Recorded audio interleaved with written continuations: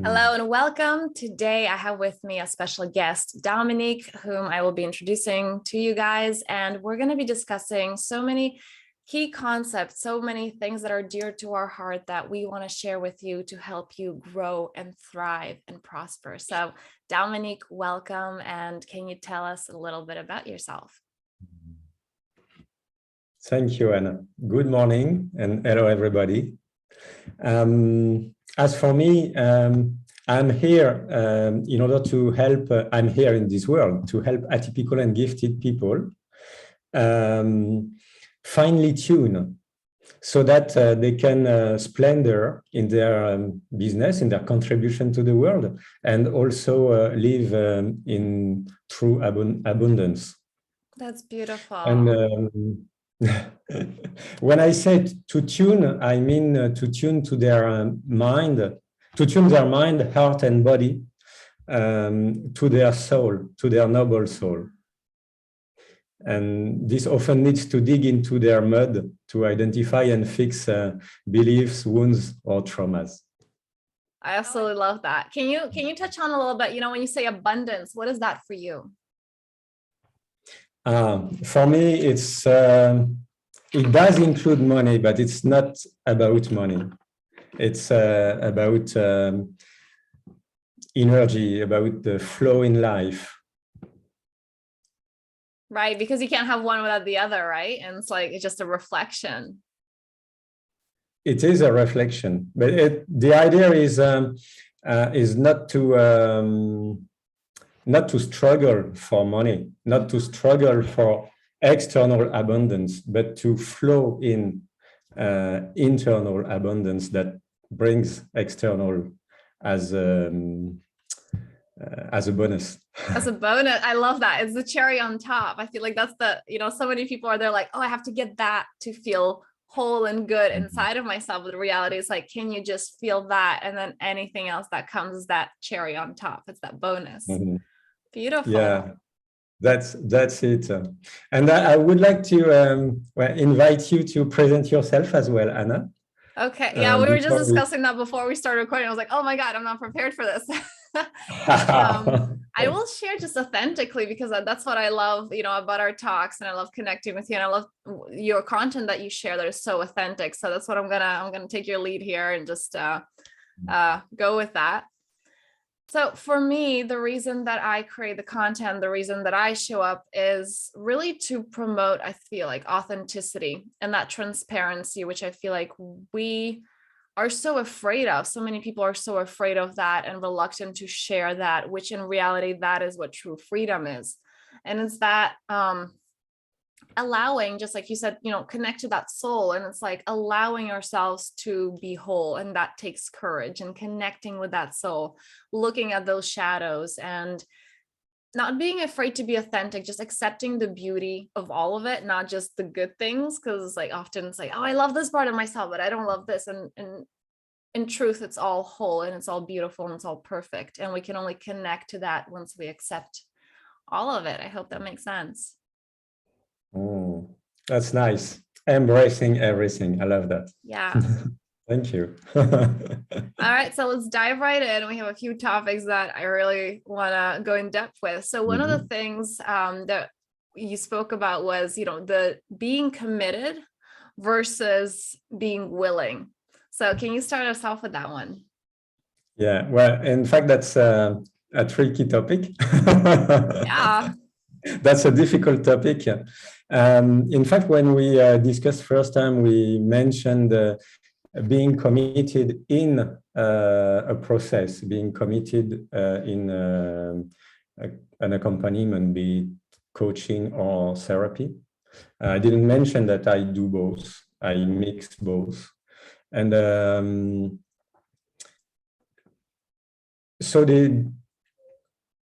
for me, being truly committed in this kind of process is being really willing to expose oneself and to look in the dark sides, to look in the shadows, to be ready to also it's not so easy to see one's light either, and to recognize it. So that's also something important, and I would say it's even more important to be I able love to that. see one's Can you touch light. on And a bit more into that? Either personal experience of somebody that you work with? Where is that? What does that mean exactly? Because that's a broad topic. I want to zoom into that a little bit. Recognizing one's light. And why are people reluctant to doing that? In fact, well, this might be linked to the fact that there is an attachment to our stories. There is a kind of sort of safety zone when we are in the stories, because we have developed mechanisms, we have developed behaviors in order to survive at some points in our lives, in our childhood in general. In principle, it could even be earlier, before birth.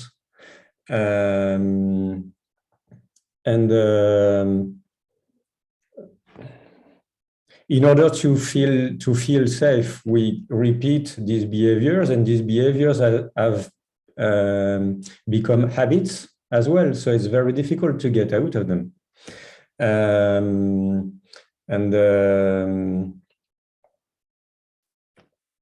Well, so these habits in general turn us against our light, against ourselves. Right, because there's survival mechanism. It's like it Yes. served us, but it's not serving anymore. Yes, and the survival, by essence, the survival mechanism is trying to refrain oneself, trying to reject oneself in order to be appropriate for others, in order to conform to a given person or to the society, to the environment. So it's by nature contrary to our own self and to life. Beautiful. Yeah. And I want to address this one because, oftentimes people kind of reject that natural process, the fact that like, okay, we had these survival mechanisms that came up, which is our natural thing, right? We're trying to survive, we're trying to fit in. And then when people bring it to awareness, they start rejecting that rejection. Like they start rejecting and like judging, like, oh, why did I have those survival mechanisms? Or like they didn't serve me, or they're negative, or I have to get rid of them. And that as well, it's like part of the work. You know what I mean? It's like, can you see the light in that process? And so that you can see the light in that deeper part of you as well. Yeah, it's part of the work. And it's also part of the work not to identify to this new behavior, to this new mindset of rejecting the former behaviors. Otherwise, you are creating a vicious cycle, really. Yeah. Yeah, you create a new secondary like self. a bond trap. Yeah. Yeah, and it's one of the main traps of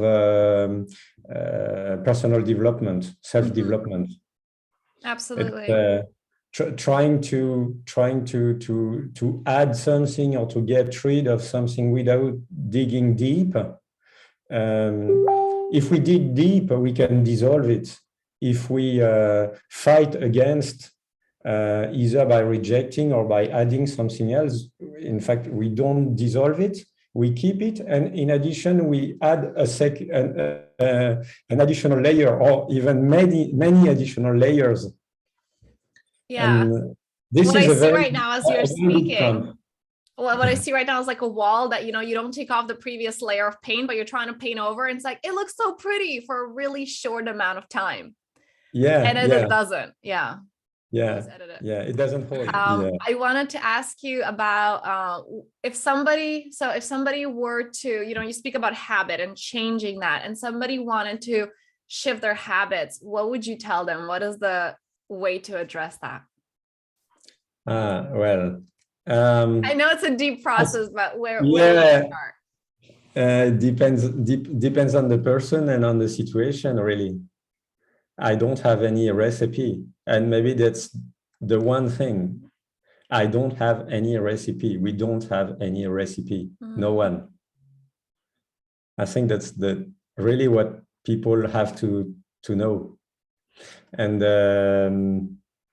I really love that there's no one size fits all. Yeah. Yeah. And this is also one of the reasons why I mix coaching and psychotherapy. Maybe at some point we should explain the difference. Oh, you can go ahead now. I think that'll be fantastic to tell the difference between those two.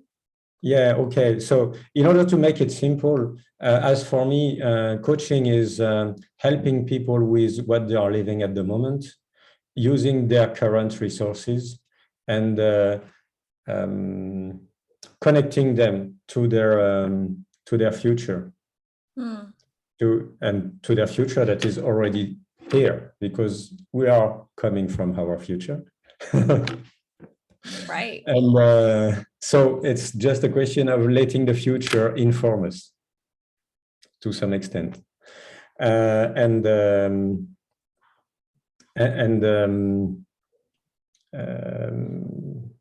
working a bit on the behaviors, on the habits, in order to support that. So that's, say, back to the question. And with psychotherapy, the idea is to dig deep inside and go back to both, as I said before, to the light end of the people, to the good experiences, in order to anchor them more strongly, to remind the person of their all that is supportive for them, so they can recall this good experience, this all these sustainment, and also digging in the wounds, digging in the false beliefs and in the traumas, if there are.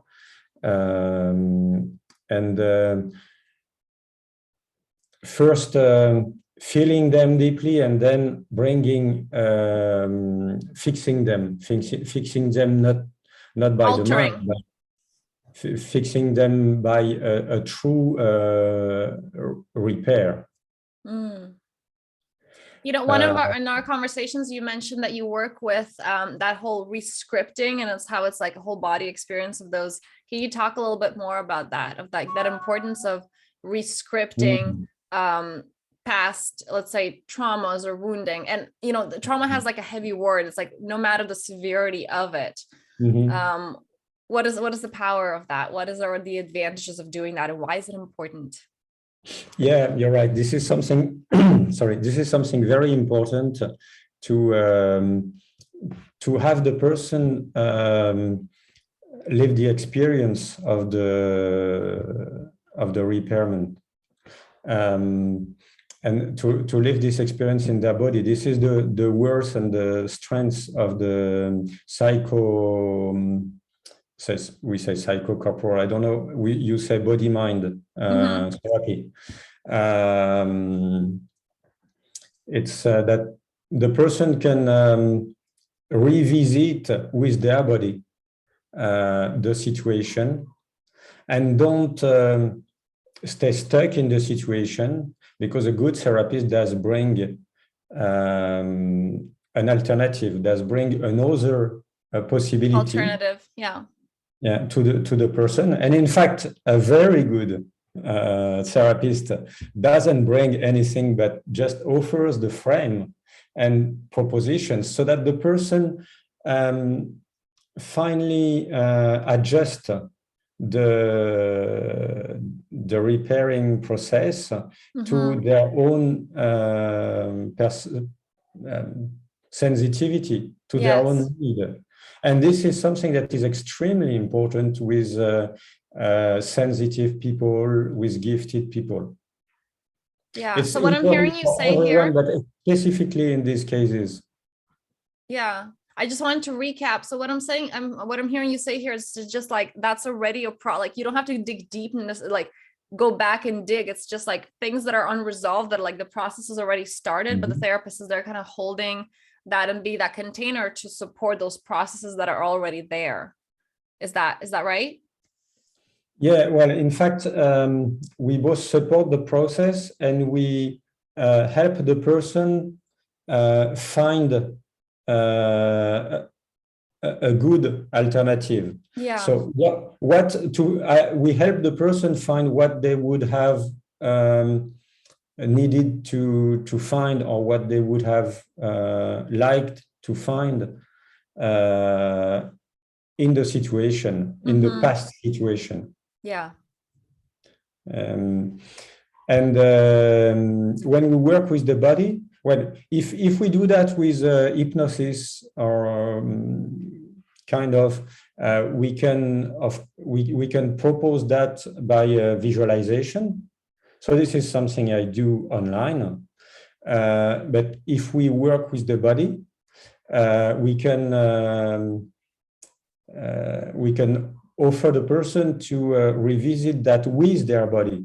So we can, for instance, cuddle the person, or we can sustain the person, etc., depending on the specific need, and if this need is more linked to, say, the motherhood energy or fatherhood energy. Beautiful. I love that. And I love the integration of like taking your body with that experience. And I've actually, because this is something that I do in my work as well with my one-on-one clients. And I just actually recently read a study about how that shift happens, like therapists or like psychologists and psychiatrists can tell whether the result is going to be there by how much the person's incorporating that feeling in their body, and that importance of the body connection, that just doing the work and the shifting on the mind level isn't going to bring the same results. So I really love that you're introducing this. That's really important, and it does make a big difference. And in fact, when the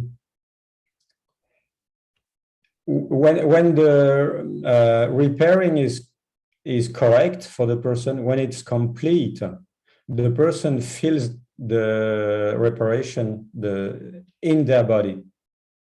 Yes. They do feel something that changes in the body, energy flowing, whatever. And it's very clear when the reparation is obtained.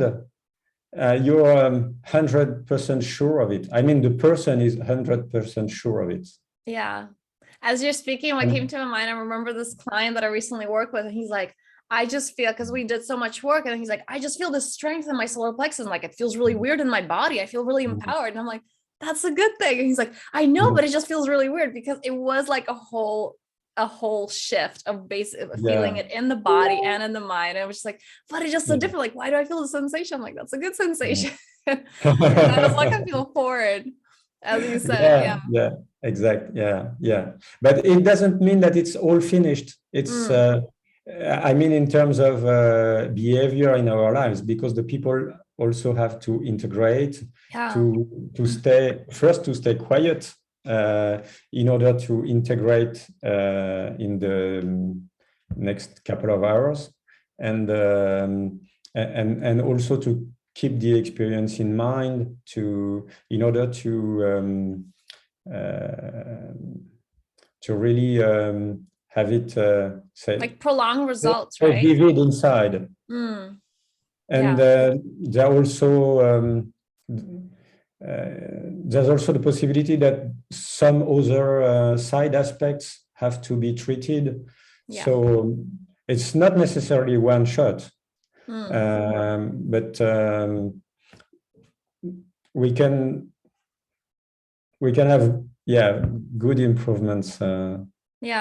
And I also want to speak about the importance of like energetic hygiene. What I call it is just kind of like, people do like a practice and they're like, oh, okay, I'm done for a lifetime. It's like, how often do you take a shower? Like, do you take a shower one time? You're like, I'm good for the year. Like, no, it's a practice. So can you keep coming back to this and maintaining and checking with yourself and learning these tools of how attuned you are and how connected you are, that it's not like a one-off type of thing.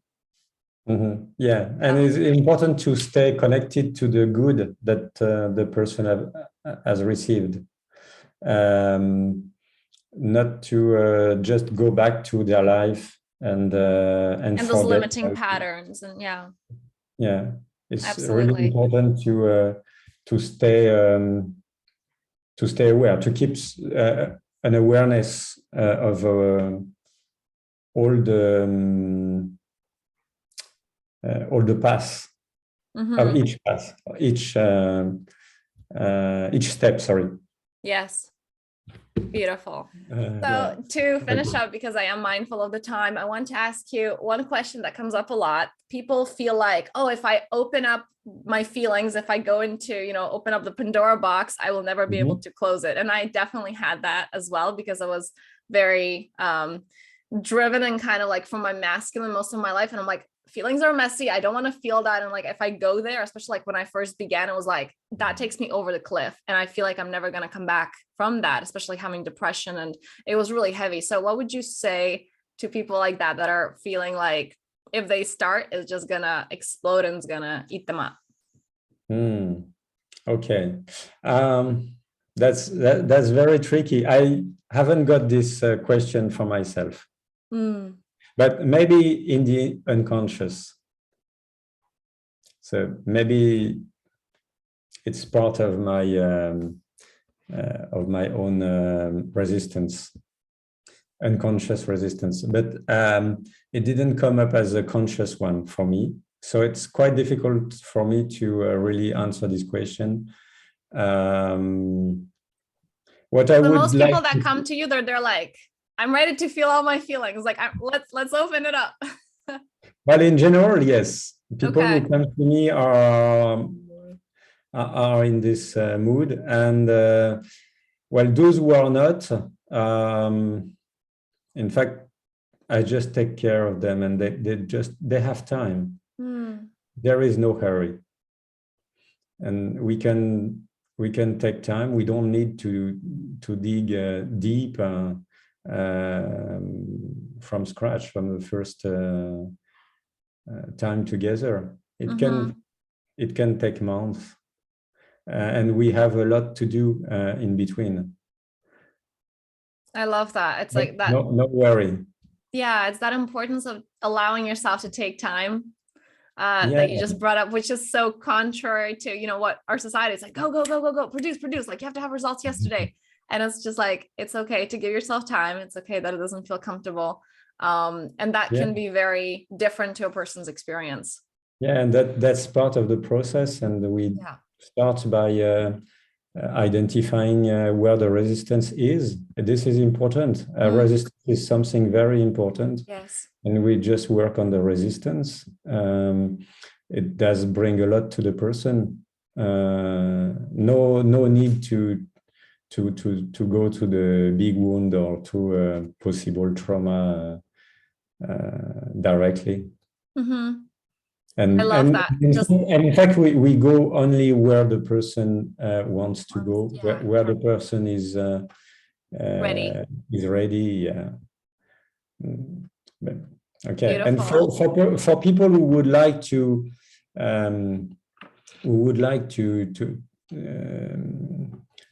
dive deep and have a small fear, but to those ones, I just say, well, what do you risk? What's what the do you have danger? to lose? Yeah, you certainly have a lot to win, and that's the reason why you are here. Yes. And you are in a safe place, and we know where. Well, we don't know where we are going to go, but I know how to bring you back. Beautiful. Yeah. I feel like that's what's so important for people to have that container. That's why it's so highly recommended to do this with somebody who has the tools, who's gone through that process, who has the training, who knows how to do that, rather than because I know for myself of years back, I was like, why have a coach? Like, that's such a useless job. Or like, why would you even have that? And then understanding that like, no, it's not the same as having a friend who doesn't have the training or the capacity to even hold space or to be present. Like they're great, but it often comes from this place of trying to fix you. Well, it's a really different experience when you have somebody holding space for you in a place of no judgment, just being there fully for your experience. So thank you for bringing that up. And also just, I want to touch on what you said about the resistance, because that is so powerful of just, can we just befriend resistance? Not going into like, okay, I have anger, I have these fears. Like, can we just start with loving resistance and welcoming that and just bring it to awareness? And that's really beautiful. Yeah. And that's also one of the reasons why I do combine coaching and psychotherapy is there are a lot of things we can do, not on the surface, but in a coaching mode, that doesn't need to go deep in the psychotherapy. So people can people can come with all their responsibilities, with all their business life, with all their family life, etc., without fear, with respect to that. It's not going to make it all unstable. It's not going to change everything. It's the proposition is to help them with that, to take care of all that is here, and to help them say live better with that. And maybe they are going to change something, but they are not going to. In fact, if they have the right person with them, they will not destroy what they have. They will not. They will not take risks. Whereas if you are alone, you may react and make a big move that is very dangerous in your life. That's something I can, in fact, also testify for myself. It's scarier and it's more messy if you do it alone. Sorry? It's scarier and can be more messy if you do it alone. Yeah. It can be very messy. Or you don't change what is making you suffer. It's not satisfactory either. Yeah. No, I can really relate to that because I had like the whole lone wolf type of thing for most of my life. So when I started going into that work, like there was so much resistance to like allowing someone to hold space for me and allowing somebody to be there for me. And now I'm like so comfortable doing that in front of a big group of people. But before, like even on a one-on-one coach, it was just like, no, like I'm doing my own. Like I know you don't know me, I know me, So yeah, but it was just so slow compared to the growth that you can have if you're actually allowing yourself to open. Yeah. So really, the idea is not to bring a mess in the life of people. It's the contrary. It's help people surf on the waves and. I love that. I love that image. That surfing on the waves, not being gobbled up by the wave. Yeah, beautiful. All right. So to end this, where can people find you and connect with you and, get more sense of your work? Yeah, thank you, Anna. For the moment, people find me better on Facebook. So it's Dominique Amoir on Facebook. I'm going to post the link. Yeah. And fantastic. They can also contact me by email. So I will give you the email. Yeah, so I can put that in. Fantastic. Yeah. And for the persons who follow me, I would like also you to say how people can find you, Anna. Yeah, so I'm mostly on Instagram. You can definitely find me at The Powerful Self. And there's also my website, thepowerfulself.me, where there is more about my work, and there's a blog, and there's a lot of free resources that you guys can benefit from. So thank you so much for this conversation. It was fantastic. Okay, and thank you everybody for your presence, for your attention, and see you maybe on the other side. Have a good day. Thank you so much, Dominique. It was great having you here.